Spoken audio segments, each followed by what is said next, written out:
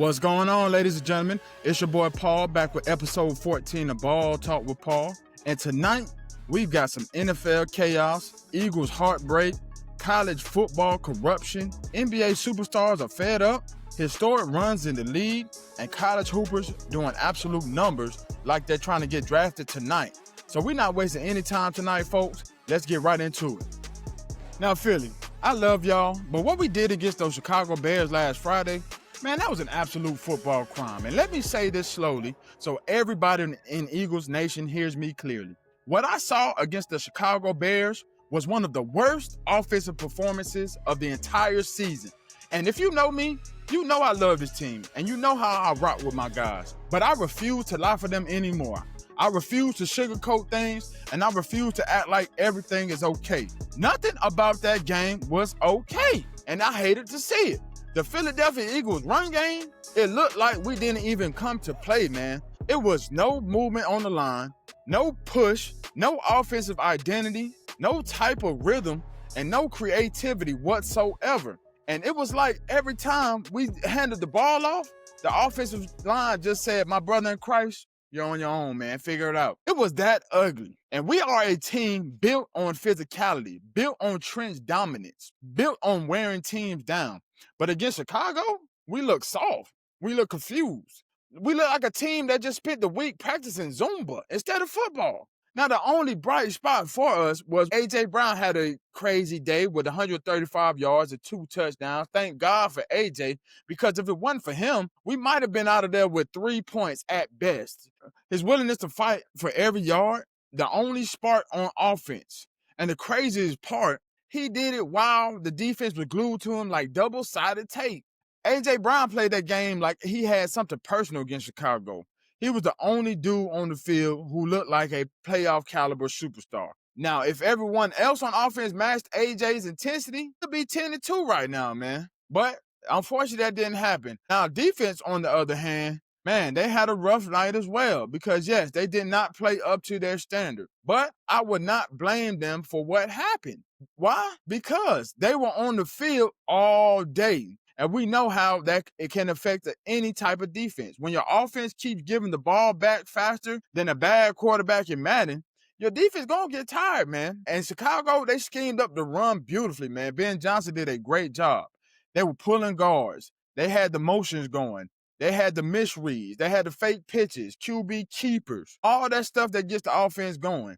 And everything was designed to our linebackers second guessing. And it worked. Our defense wasn't bad. They were just exhausted. They were overworked and just left hanging by an offense that refused to stay on the field longer than 90 seconds from what it felt like. Now let's talk about this foolishness that happened at Kevin Patullo's house over the weekend. Some of you so-called Eagles fans pulled up to Kevin Patullo's home where he lays his head at night, not the stadium, not social media. You didn't hit him up in the DMs. Not the practice facility, but you pulled up to his house. And let me be very clear on this, guys. This is not Eagles culture. This is not passion, and this is not loyalty. This is absolutely disrespectful. It is dangerous and absolutely disgusting behavior. I do not approve this at all. Football is a game. It is a job, a profession. But at home, that is sacred, man. You never go to someone's house and threaten their peace. Those people who did it, y'all need to take the Eagles jersey off. Take the decals off the car because you don't represent us. You represent clown behavior. Everybody already think Eagles fans are out of their mind, and you go ahead and do something like this, it just adds fuel to the fire. We cannot support this. But bottom line, this inconsistency, this offensive confusion, and this lack of identity, it cannot follow us into January. Because if it does, if we keep running the ball like toddlers on the slip and slide, if we keep letting Jalen carry everything, we will get bounced early, man. I hate to say it. I love this team, but we need to fix this now. Now, we got to talk about my dog, Darius, a.k.a. Big Play, getting dropped by the Pittsburgh Steelers, but he just got signed by the Buffalo Bills, so good for him. But let me tell y'all something, man. Slay, he ain't washed. It's the Pittsburgh Steelers system that was washed. And people out here lying on this man's name like he forgot how to play cornerback. Now, the Steelers released him because he gave up a passer rating of 123 on the year, and immediately people on the internet went crazy. They say he's cooked, he's finished, he don't have it anymore, and it's time to retire. Man, I say stop it. Stop the nonsense. Put the microphones down because that is just not true. The reality of the situation is Pittsburgh's style of defense just did not fit Darius Slay's playing style because Darius Slay is a technician. He is a cerebral corner who knows his role, who thrives in off man, a timing and a vision defender, a zone savvy veteran. But the Steelers, they were trying to use him like he was 26 again. They had him in pure press. That's just crazy. On an island at 34? That's just insane. With no safety cushion, no leverage help, just chases speedy receivers all by himself. That is a recipe for disaster. And that is not who Slay is at this stage in his career. As Uncle Shannon Sharp would say, you don't buy a 2016 Mercedes and try to drag race a Lamborghini. That just don't make sense. But Slay is still smart enough to play at a high level, just not in that role. Now, Buffalo hopefully gives him the right system because Buffalo's secondary is definitely banged up and they need leadership, they need IQ, and they need discipline. And that's exactly what Slay brings. Now, will he look like Detroit Slay? No. Will he look like Philly Slay in 2022? Probably not. But he could give Buffalo some stability, and then he can give them smart reps, some veteran communication, playoff experience, and red zone consistency. So I'm excited to see that for Slay. Now, he did say he was contemplating retirement after he did sign, so we will see how that turns out for Buffalo. But shout out to Big Slay, man. One of my favorite corners to watch in this generation. He helped us bring home a ring last year, so I definitely will always love Big Play Slay. Now, we got to talk about the messiest quarterback situation in the entire NFL right now because Cleveland, they just find new ways to create drama, even though they're nowhere near competitive. Just doesn't make any sense to me. But the Cleveland Browns have officially opened up the 21-day practice window for Deshaun Watson, meaning that he could return anytime. So now the entire fan base is split in half. One side says Shedeur has been playing well and let the kid finish the year, but the other side is saying Deshaun makes too much money and he has to start, so we know what we have. But here's the truth. Deshaun still has something left, but just not in Cleveland, man. Deshaun has not looked good the past few years, and that is just facts. But he's also been injured. He's been rusty. He's been in a dysfunctional offense and also behind an inconsistent offensive line with rotating play callers. So that is not a recipe for success at all. But if Deshaun goes to a place like Minnesota or Atlanta, maybe Pittsburgh, maybe Miami, maybe somewhere of those calibers, maybe a Las Vegas as well, he could have a career revival. He still shows flashes of his arm strength, his mobility, his creativity, off-script playmaking, but Cleveland is not the place for him. The energy is wrong.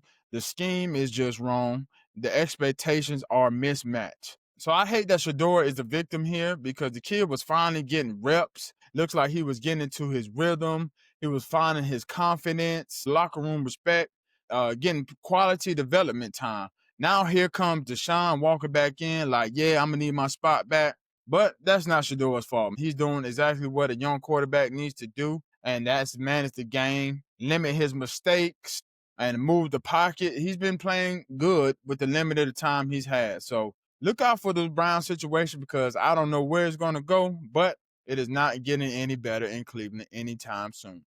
Now let's move into the big time matchups going on this weekend. We have the Buffalo Bills battling out with the Cincinnati Bengals. Now this might be the game of the week because Buffalo needs this game like oxygen. They have been up, they have been down, they have been sideways, upside down, roller coastering all season. You just don't know what you're going to get. Now Josh Allen, he has about 2,800 passing yards with 19 passing touchdowns. James Cook, the running back, has over 1,200 rushing yards and about 8 touchdowns. And when those two click, Buffalo definitely becomes a problem. But here's the twist. The Bengals just beat the Ravens without T. Higgins. Joe Burrow came back after 2 months and said, I'm him, and I ain't forgot. And the Bengals offense is rejuvenated. And the defense is also playing with a great energy right now. So this game is going to come down to one thing, and that is time of possession. Now, if Buffalo controls the clock, the Bills win. But if Cincinnati gets into a shootout, I think the Bengals win. But I'm rolling with Buffalo here, and it's going to be a tight one, and it's going to be close. But I think Buffalo pulls it out at home. Next hot matchup, we have the Jacksonville Jaguars going up against the Indianapolis Colts. Now, the Colts, they are limping into this one bad. And Jonathan Taylor, he has about 1,200 rushing yards, 15 touchdowns. But teams, they have finally figured it out. You slow him down, you slow the entire offense up. And Daniel Jones, he is playing with a broken fibula.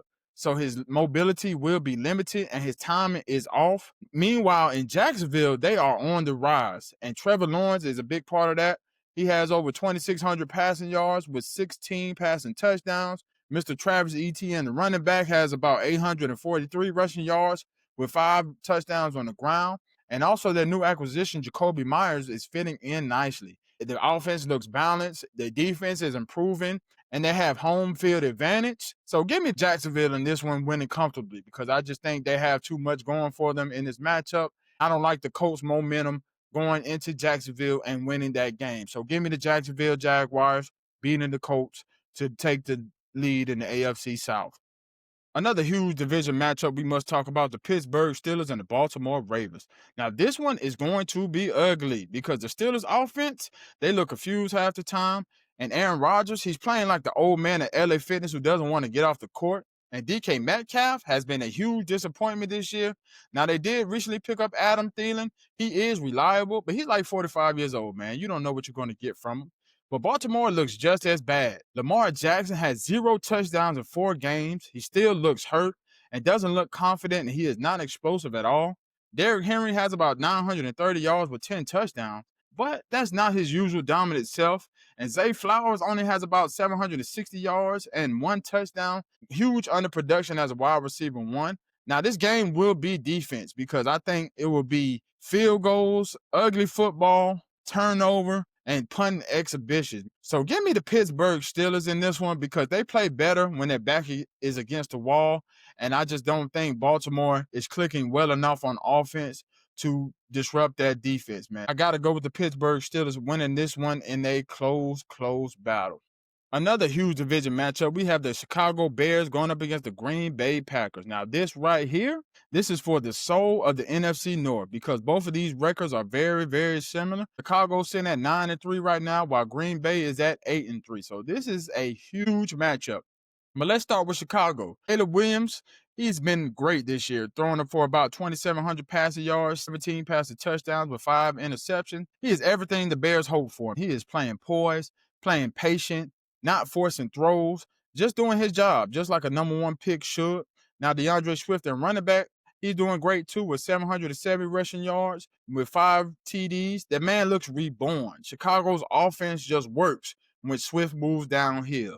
Now, Chicago as a whole, they know exactly who they are. They are run first, misdirection, play action, physical football. But Green Bay, on the other hand, is looking great too. Jordan Love has about 2,700 passing yards with 19 touchdowns and 3 interceptions. One of the cleanest stat lines in the NFL right now. He is not taking unnecessary risks. He is literally keeping Green Bay alive. And their running back, Josh Jacobs, he is also great with 730 rushing yards and 11 TDs.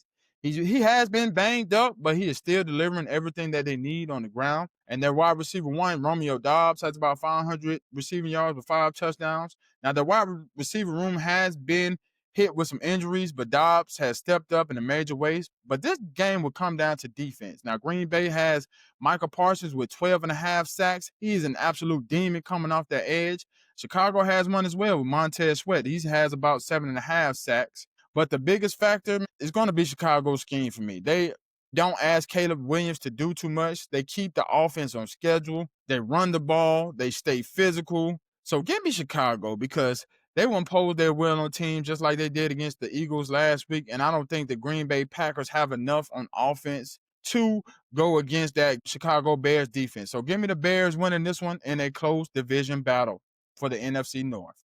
Everybody should be paying attention to this matchup. We have the Kansas City Chiefs going up against the Houston Texans. Kansas City. What in the hell is going on with you guys? We are in December and the Kansas City Chiefs are at 500 on the season. You know how insane that sounds? I never thought I would be able to say that.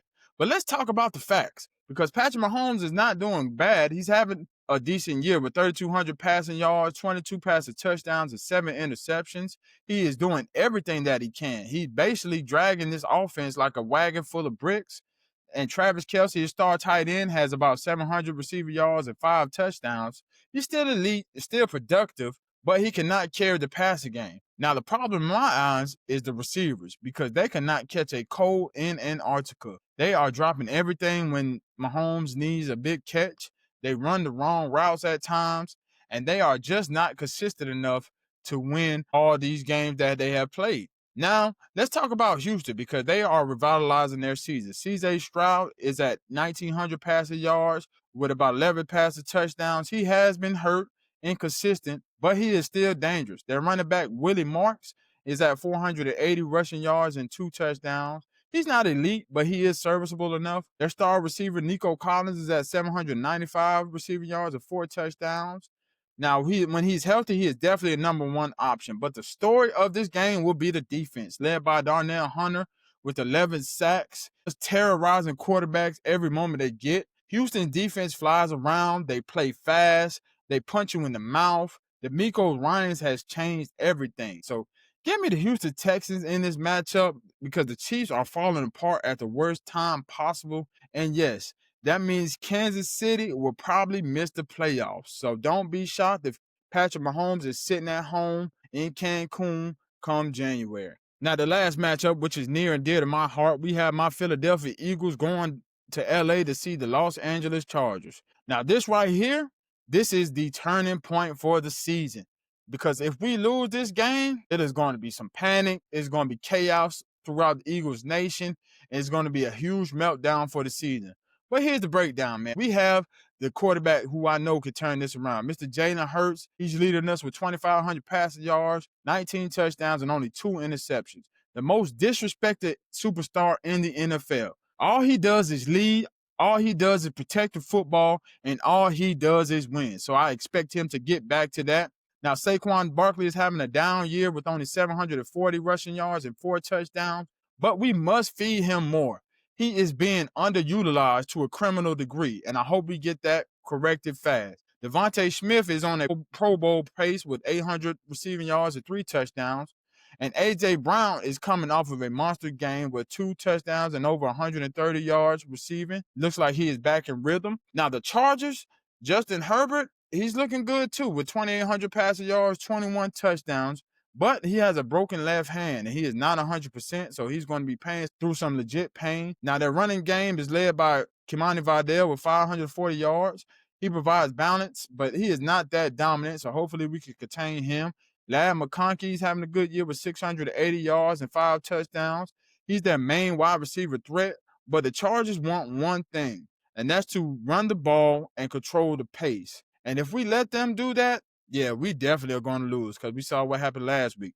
And so if we shut down the run and force Herbert to with a bruised up hand, yeah, we win. And I refuse to believe that the Eagles lose 3 straight. Eagles win, and Eagles win convincingly in my book. Man, we got to talk about this crime the College Football Playoff Committee is committing in broad daylight. They are robbing my Miami Hurricanes of a playoff spot. And not only that, they are putting Notre Dame in, a team we beat. That is absolutely unacceptable, man. It is complete blasphemy. And I'm going to explain why to you guys. Miami has outscored opponents 409 to 166 on the season. That means Miami is not just winning games, they are stepping on people's necks. And then Miami beat 3 top 25 teams this season, while Notre Dame has only beat 1. That's called resume separation, guys. Miami clearly faced tougher competition and won bigger games. Then Miami beat Notre Dame head-to-head clean.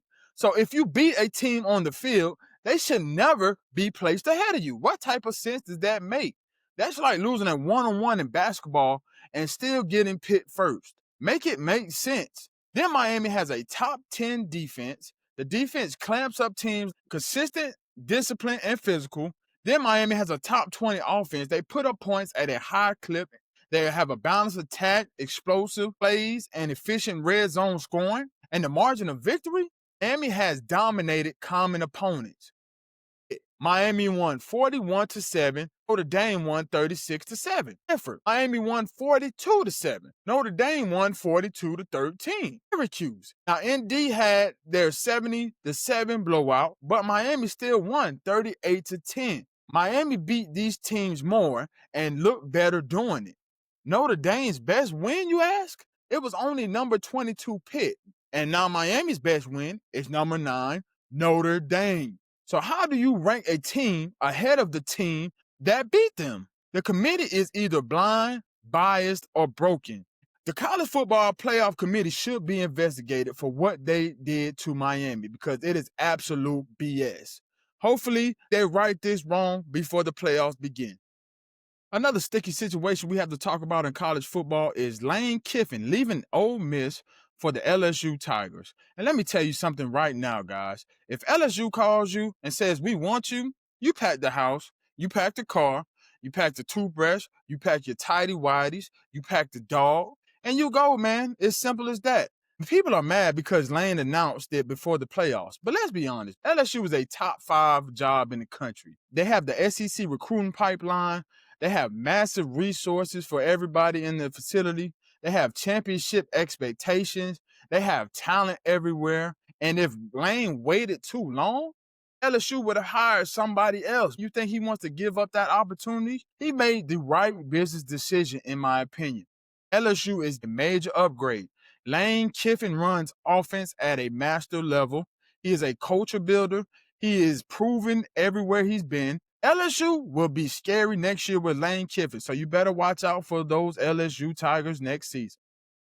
It's conference championship weekend in college football, and we have a whole lot of huge matchups to talk about. The first one, we have Texas Tech going up against the BYU Cougars. Now, Texas Tech's quarterback, Ben Morton, he's leading the way with over 2,400 passing yards, 20 touchdowns, and only 4 interceptions. That's efficiency at his best. He's protecting the football while pushing it downfield. And their running back, Cameron Dickey, he's also having a great year with over 1,000 rushing yards and 13 touchdowns. He's the engine that makes the offense go.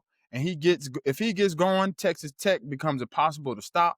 And also the number 1 receiver, Caleb Douglas, is having a good year with 820 receiving yards. He's reliable, explosive, and dangerous in space. BYU, they have playmakers as well. Mr. Bearmaker, their quarterback, is leading the way with 2,500 passing yards, 14 touchdowns, and 4 interceptions. Impressive for a freshman. The kid plays with poise and way above his age. Their running back, LJ Martin, is also good with over 1,200 rushing yards and 11 touchdowns. That is grown man production right there. BYU leans on him heavily, and their receiver as well, Parker Kingston, is leading with 800 receiving yards and 5 touchdowns, a deep threat who can stretch the field in a heartbeat. So both teams scoring bunches, but I think Texas Tech just has the better defense and cleaner execution. So give me Texas Tech in this matchup, and also I am pulling for them because I want Texas Tech to beat BYU so Miami can slide up a notch in the college football rankings. Then the committee would have no choice but to put us over Notre Dame. So next is the SEC showdown that everybody and their mama is waiting on. We have the Alabama Crimson Tide going up against the Georgia Bulldogs one more time. Now, of course, Georgia has their weapons led by Mr. Gunnar Stockton, their quarterback. He has over 2,500 passing yards, 20 passing touchdowns, and only 5 interceptions. He spreads the ball out beautifully and doesn't panic under pressure. And the running back, Nate Frazier, has about 800 rushing yards and 5 touchdowns. He's not the flashiest, but he is consistent and he's reliable. And a chain mover. That is what you want out of the backfield. And their shifty receiver, Zachariah Branch, he has 690 receiving yards and 4 touchdowns.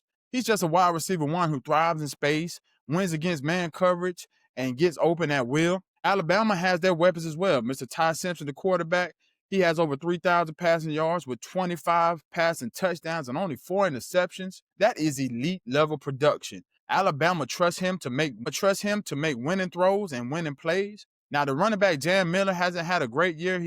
He only has about 490 rushing yards with 3 touchdowns. Definitely not the season the fans expected to see, but he's still a great change of pace back. Then their receiver, Jeremy Bernard, is leading the way with 700 receiving yards and 6 touchdowns. He's their big play guy, and if he gets loose, Georgia's secondary will be in trouble. And both coaches know what's at stake. Kirby Smart cannot lose twice in the same season to Alabama. He will definitely have some heat for that one. And Kalen DeBoer cannot afford to lose once. Alabama has played more close games, more pressure-packed situations. So I got to say, roll tide. It's going to be close, and it's going to be a hard-fought battle, but I think Alabama is just built for this matchup. So I got to go with the Alabama Crimson Tide taking the SEC championship home.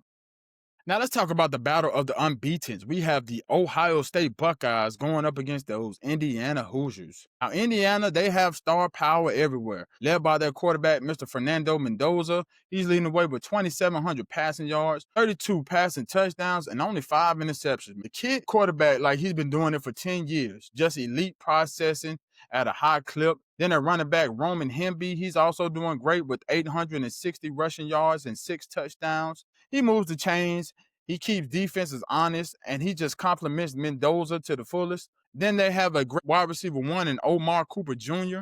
He's leading the way with over 800 receiving yards and 11 touchdowns. He is a touchdown machine, just a red zone nightmare for teams. Then Ohio State, they have their stars as well, led by Julian Cyan. He has over 3,000 passing yards, 30 passing touchdowns, and only 5 interceptions. Definitely a superstar in the making, just smooth mechanics, elite ball placement, what you love to see from a quarterback. Then a running back, Bo Jackson, leads the way with 950 yards, 5 touchdowns. He's not the flashiest running back in the world, but he's steady, he's durable, and he's hard to tackle, which you love. And then their superstar wide receiver, Jeremiah Smith, has 940 receiving yards with 11 touchdowns. NFL scouts are already drooling because he wins every matchup night in and night out. And then we can't forget about Ohio State's stout defense led by Matt Patricia. They are just fast, violent, confusing. They love to disguise coverages like magicians. I don't think Indiana has seen anything like this, man. So I think Ohio State wins this comfortably because it's just too much talent and it's too much discipline that Indiana has not seen. So look out for Ohio State to win the Big Ten.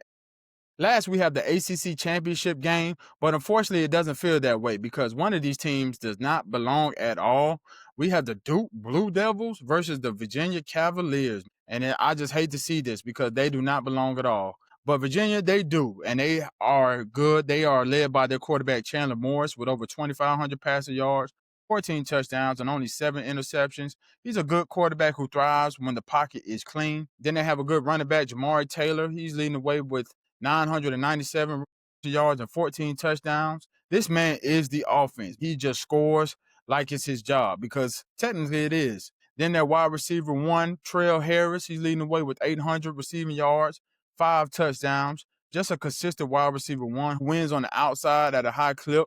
Now, Duke, they have some decent talent. I can't lie. They are led by their quarterback, Darren Mensah. He has over 3,400 passing yards, 28 passing touchdowns, and 4 interceptions. Now, that is elite quarterback play, and he is the go of the offense. And then a running back, Nate Shepard, is also good with 860 rushing yards and 9 touchdowns.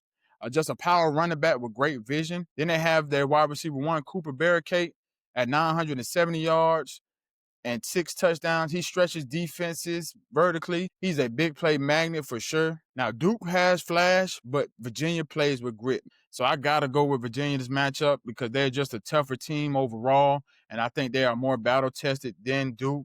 Duke has lost 5 games this year, while Virginia has only lost 2. So I got to go with the hotter team, and that is the Virginia Cavaliers to bring home the ACC championship. Now, ladies and gentlemen, boys and girls, just when you think the NBA is settling in and everybody's finding their groove, no, sir, no, ma'am, something has to go on.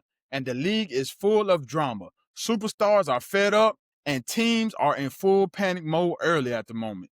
So let's start with the man who just might shake up the entire NBA world. Mr. Giannis Antetokounmpo, he said, I have had enough of this foolishness in Milwaukee, man, because they are not going anywhere fast. Milwaukee Bucks are 10-13. They have lost 8 out of their last 9 games. They are 11th in conference play.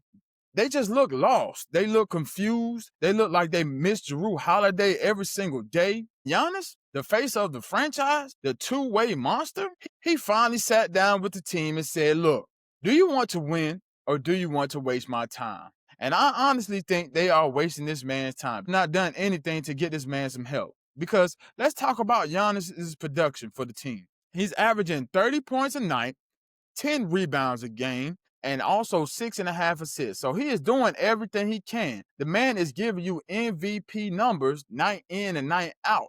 But the team, on the other hand, they are giving you YMCA energy, and that is not going to cut it. Ryan Rollins is the next best contributor with about 17 points a night. Kevin Porter Jr. is also doing about the same. And then Kyle Kuzma is underperforming at 13. And then their free agency acquisition, Miles Turner, is also underperforming with only 12.5 points and 6 rebounds. Bobby Portis Jr. is at 11-5. This roster is not contending. This is not a threat in the East, and they don't even look like a second-round lock at this point, man. Giannis mentioned the Knicks. He also hinted at the Heat. And let me tell you something. If Giannis comes to Miami and joins my dogs, the rest of the East might as well start tanking immediately, because Heat coaching and Giannis, man, that's an automatic finals ticket.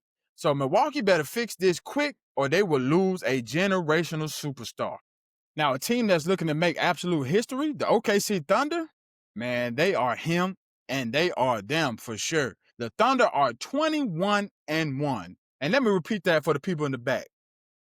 1-1.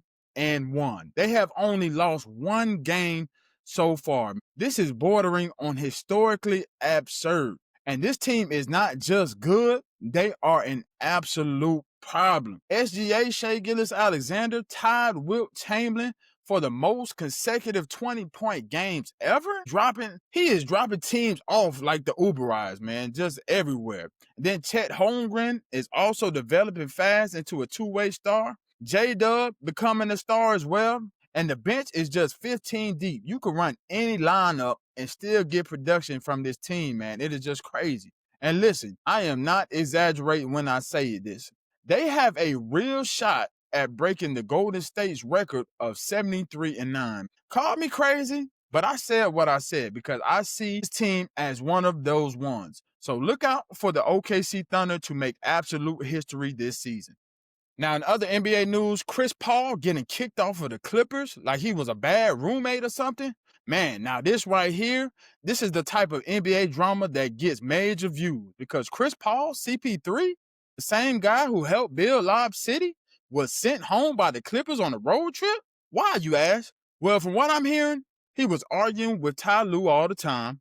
He was also arguing with the management, and he didn't like the direction that the team was going in because he wants to win, because this is his last year. And the team, they didn't like his direction. They thought he was being selfish.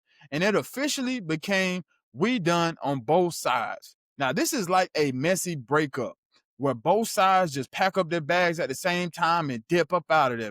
But here's the most important thing. Chris Paul, he wants a ring. And he definitely deserves a chance at a ring, and he will not get one with the Clippers. So if CP3 wants one last dance, I suggest that he take his talents back to OKC. Be the veteran leader that they need and the anchor in that locker room, just like UD was for the Miami Heat. That will be a perfect ending to CP3's historic career.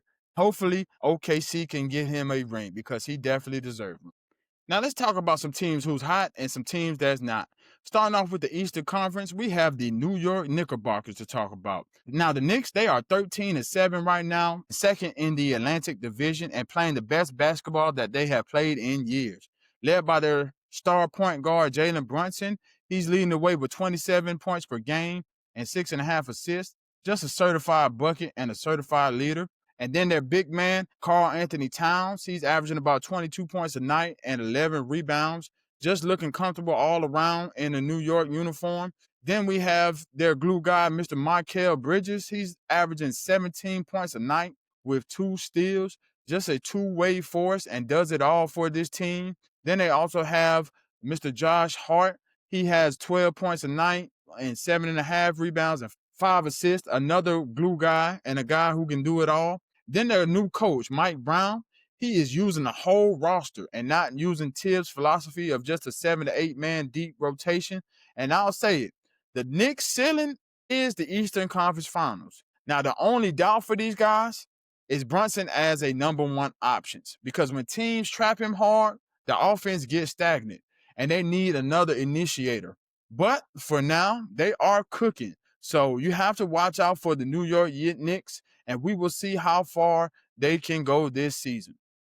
And for the team that's not it in the East, we got to go with the Milwaukee Bucks. Now, we already talked about them, but let me just put it bluntly for you guys. This team is collapsing and collapsing fast. They don't defend, they don't move the ball, and they don't rebound consistently, and they don't play with toughness. And if Giannis leaves, this franchise goes from contender to rebuilding team in an instant. So Milwaukee needs to do something fast, because if not, they will be going nowhere fast. Now let's move to the West and talk about a team that's hot right now. The team I want to talk about is the Minnesota Timberwolves, and they are absolutely balling right now. The Wolves are 13-8. They are third in the Northwest Division, and they finally have a superstar that they can rely on night in and night out. Mr. Anthony Edwards, aka Ant-Man, absolutely hooping.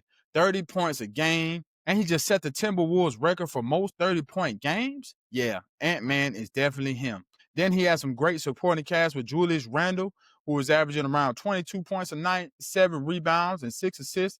Just consistency from all levels of the floor. Then their two-way star, Jaden McDaniels, is averaging 15 points a night and just plays elite defense whenever called upon. Dante DiVincenzo has also been good for them. He's averaging around 14 points a night. Just a perfect role player for the Timberwolves. Naz Reid is also hooping with 13 points a game and just instant offense as soon as he steps onto the floor. Rudy Gobert is also a double-double factor, averaging 11 points and 10 rebounds, just a steady anchor, and also plays extreme defense in the hole. And with young talent coming in like Terrence Shannon Jr. and Rob Dillingham, man, this team is deep. They are athletic, and they are mean. Their entire playoff ceiling, it depends on a couple of things. How consistently Ant-Man can be the alpha, and if he stays aggressive, I say they win at least a playoff series or maybe 2. So look out for the Timberwolves as they continue their journey this NBA season. Now, the team that's not it in the West right now, those New Orleans Pelicans. And man, this franchise is a disaster at the moment. They are 3-19, last in the Southwest Division, and they have zero direction going forward for their season. To make matters worse, their superstar, Mr. Zion Williamson, he is hurt again. But he is averaging 22 points and 6 rebounds and 2 steals. But availability is the best ability in this league, and you cannot count on Zion to be there when you need him most. Now, Trey Murphy III, he's doing all he can, averaging 20 points a night and 7 rebounds a game. Definitely a bright spot for them, but not going to take them anywhere. Now, Jordan Poole, he was supposed to be a big acquisition, but he is underperforming.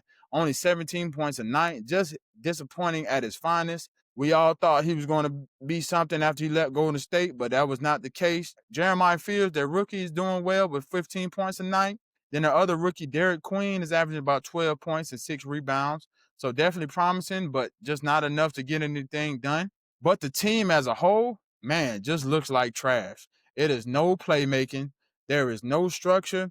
There is no identity, and they don't play any type of defense. And to make matters worse, they have no healthy stars. Zion Williamson and DeJounte Murray, both on the injured list. So if you ask me, they are tanking. No question about it. So look for the New Orleans Pelicans to at least have a top 5 pick next year. Hey, man, if you ain't watching college hoops right now, you are absolutely missing out on some elite young talent this year. A lot of teams are loaded, and I got to talk about this team, starting with the Louisville Cardinals. The Cardinals are 7-1 and looking dangerous, and they got the whole ACC on notice right now. Leading off with their star, Ryan Conwell. He's leading the way with 20 points a night, just a walking bucket, smooth stroke, and scores on all 3 levels. Then they have Mikael Brown Jr. He has 17 points a night and 9.5 assists with a steal to go with it. That man is a potential generational floor general. Averaging almost 10 assists is crazy on any level. He controls the pace like a veteran NBA point guard, and you love to see that. Isaac McNeely is averaging 12 points a night as well. Just a perfect glue guy. Hits his shots, makes smart plays, and never forces anything. But their biggest win of the season was 96-88 over the number 9 Kentucky at the time. And that wasn't luck, man. That definitely wasn't a fluke. That was a statement. Louisville, they could easily be an Elite 8 team this year. So please be on the lookout for the Louisville Cardinals, because they are young, they are hungry, and they are ready. Next team in the college world who is on fire right now, we have the Michigan Wolverines. Michigan is 7-0 in a stacked Big Ten conference. Michigan definitely looks like a problem this year, led by Yaxel Lindenborg. He's averaging 16 points a night with 8 rebounds to go with it and 1.5 blocks. Just a dominant two-way big. He controls the paint and he sets the tone night in and night out. Then they have Morez Johnson Jr. He's averaging 13 points a game, 6.5 rebounds, and just an underrated scorer. He plays physical and he attacks the rim with a purpose. That is what you love to see at the guard position. Then they have Roddy Gale Jr. He's at 11.5 points a night with consistent guard play, just the engine of the backcourt. And now let's talk some wins, man, because Michigan has been surprising a lot of people early, man. Beat number 12 Gonzaga 101-61, but a huge blowout. Then they beat number 21 Auburn 102-72. That's absolute blowouts, man. That is what you want to see. Just complete dominance from a team. So this Michigan team might be an Elite 8 team, maybe even a Final Four team if everything breaks right for these guys. So look out for the Michigan Wolverines to make some real noise this season. Now let's talk some individual hoopers who are absolutely balling right now. First, we have Mr. Shedeur Johnson from Tarleton State University. Just a walking bucket. He's averaging about 23.5 points per game, an elite scorer who always finds his shot. He is shooting a high percentage at 56% from the field. Just efficient for a guard who takes high volume looks. One of his biggest games, he dropped 42 points versus the Baylor Bears. That is NBA level of production and one of the most impressive scoring displays of this season. He is definitely him. So look out for Mr. Shedeur Johnson. Next, we have Mr. Josh Hubbard from the Mississippi State Bulldogs, what I call an undersized assassin because he's averaging 23 points a game and he's only about 6 foot. He's a small guard with a big bag, and he gets to it on all 3 levels. He's shooting 41% from the field. He has solid efficiency, especially given his shot difficulty. His highest game was 29 points versus New Mexico. He scored it from everywhere, just pull-ups, threes, driving to the rack, and he's the bright spot on a struggling team right now. So keep your eyes open for Josh. Now let's move to the ladies' side. The first lady I want to talk about is Miss Michaela Blakes from the University of Vanderbilt. Michaela is an absolute superstar. She is averaging 25 points a night, just has elite scoring, and I think she can drop 20 points in her sleep if she wanted to. She's averaging around 4 rebounds a game, crashes the boards well despite her size. Then she has about 3.5 assists a night, just creates offense, not just for herself, but for others. And she's shooting a high percentage at 47% from the field, just an efficient scorer, balances shot selection and aggression. Her highest point total this year was 35 points versus Oregon State. She just took over the game and pure dominance. So you got to be on the lookout for Michaela as she continues her season because she wants to lead the Commodores deep into the tourney, which I think she can if she keeps this up. So look out for Michaela Blakes from the Vanderbilt Commodores. Last lady I'm giving flowers to tonight is Miss Shay Shetsky from the University of Indiana, the Indiana sniper, what I call her, because she's averaging 24 points a night and one of the most consistent scorers in women's college hoops right now. Then she has 4.5 rebounds to go with that. Does more than just shoot. She competes on the glass too. Then she's shooting at a high clip at 53% from the field. That is elite efficiency for a guard. Her highest outing of the year was 38 points versus Iowa State. She cooked their defense inside, outside, everywhere, man. Just an absolute bucket. Look out for Shay as she continues her season in Indiana. And just like that, that's a wrap for episode 14 of Ball Talk with Paul. Now, if you want more of this heat, you want more real takes, more football, more basketball, and more everything in between, you already know to do the Holy Trinity. Please like, comment, subscribe, and tell me your hottest take from today's episode. Tell me how you guys really feel. Let's argue in the comments even if you want to. And respectfully, of course. Or not, I'm cool with both. But this is your boy Paul, and this is Ball Talk with Paul, where the takes are loud, the facts are real, and the passion is always undefeated. So until next time, I'm your host Paul, and we out.